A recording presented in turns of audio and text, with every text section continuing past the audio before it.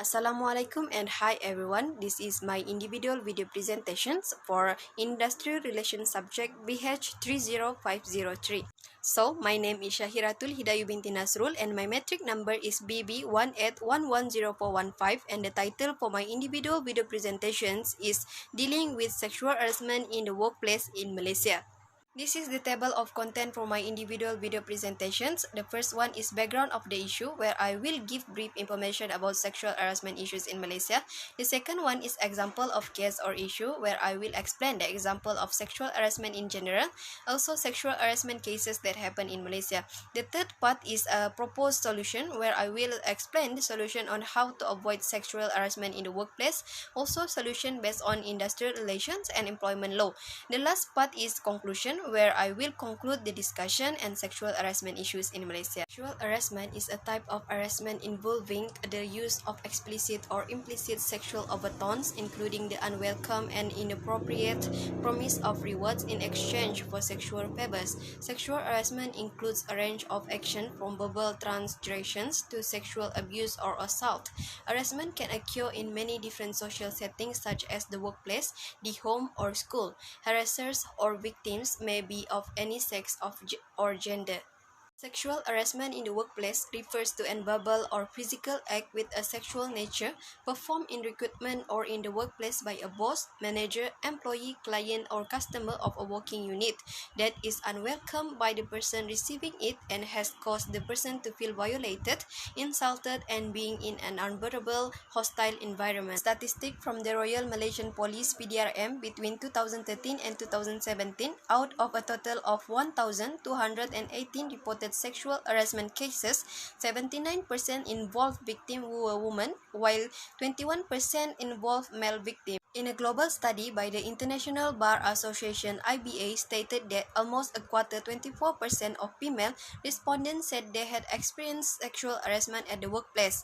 6% of male respondents said they had been sexually harassed at work.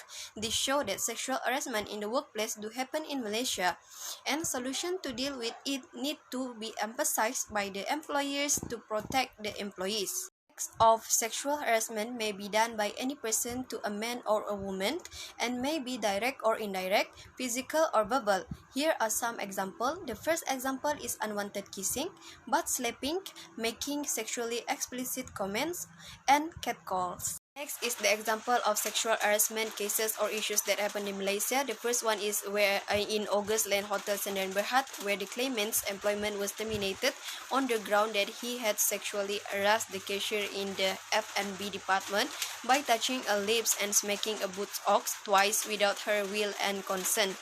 However, no contemporaneous complaint was made and no substantive evidence of this accusation adduced at trial. As such, the court failed to establish on the balance of probabilities that the claimant's dismissals from employment was with a just cause and excuse. The Industrial Court opined that a charge of sexual harassment brings upon the ones accused the potential prospect of enormous but undeserved embarrassment and substantial damage not only to the accused professional standing but also to his social and personal reputation as well. If perchance the claim is grounded upon mendacious associations, since sexual harassment is a very serious accusation, it must be corroborated by independent evidence. The Industrial Court awarded the claimant compensation in lieu of reinstatement and back wages. Example 2 is happened in System Television Malaysia Berhad TV3. The claimant was an executive broadcast journalist for TV3. He was accused of sexually harassing a practical trainee of the company who alleged that he laid his head on her lap despite her protest and rejection while traveling to Port Dickson to produce a program. The victim also claimed that the claimant made sucking sound at her while looking at her breasts. The claimant admitted that he laid his head on the lap of the victim and that it was done with the consent of the victim. He also contended that he had the habit of making sucking sounds due to a small hole or space in between his front teeth, and that he did not make such sound with any malicious intention towards the victim. After producing the evidence and statement of witnesses, the industrial court held that the victim's story was more reliable and corroborated by independent evidence. The court held that the claimant's defense is a bare denial of the wrongdoing and a blatant lie and not acceptable at all. The court decided that the employee's dismissal because of his sexual harassment act was correct. The third example happened in Galaxy Automation Sdn Bhd, where the claimant stated that she was constructively dismissed by the respondent company's branch manager after she rejected his sexual advances. The company's reason for her dismissals was that she went on leave without filling in the leave application form. She, on the other hand, claimed that she had been sexually harassed by the manager a number of times, and that she did not lodge a police report over the previous incident because she was concerned about her self-respect and losing her source of income for her family. She also testified that after the incident, a petrol allowance was withdrawn, although she was not demoted and she was assigned work she did not want to do. After considering the whole chronology of the case, the industrial court ruled that the claimant had successfully proved constructive dismissal against the company and that she did not voluntarily resign from her employment. As noticed from the above ruling, the industrial court considered the chain of events before concluding a constructive dismissal of the employee. The court ordered the claimant to be reinstated to her former position without any loss of seniority because the branch manager had resigned from the company and she would not have to endure further sexual harassment from him in the workplace. Solution for sexual harassment in the workplace. The first one is have clear harassment reporting procedures in place where all staff must feel comfortable reporting any behavior that makes them or other staff feel uncomfortable. One thing we have learned from the most recent allegation is that the staff have protected rather than reported colleagues behaving inappropriately at work. The second one is ensure your workplace has a sexual harassment policy in place where your organization should publish a sexual harassment at work policy and ensure all staff are familiar with it. The policy should include clear whistleblowing and reporting procedures. If you are unaware of such a policy in your workplace, speak to your line manager about having one put in place. Third one is raise awareness, where the most effective form of prevention is awareness.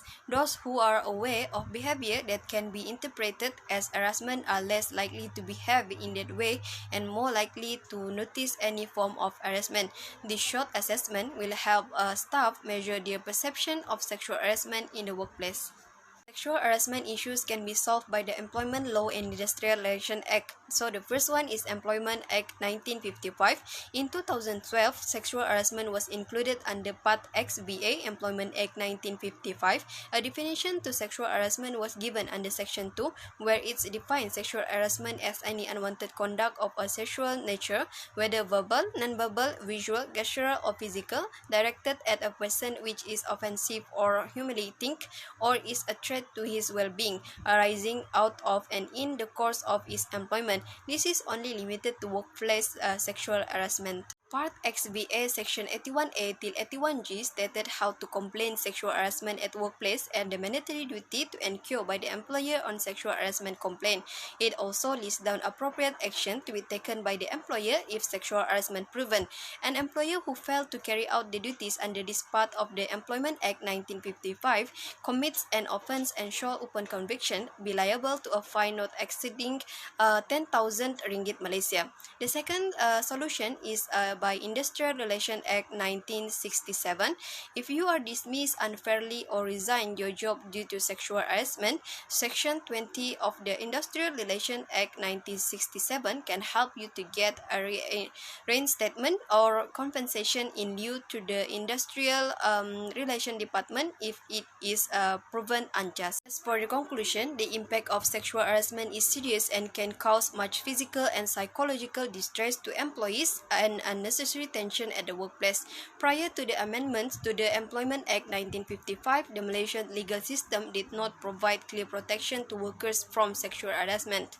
The current Employment Amendment Act 2012 incorporates important provisions in Malaysian's law against sexual harassment.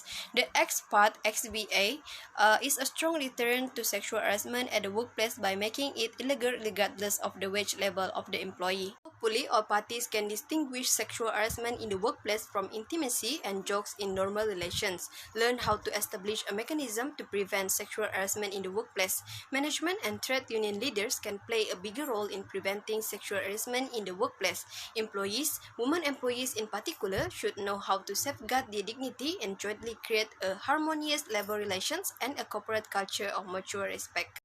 So that's all from me. Thank you and have a good day.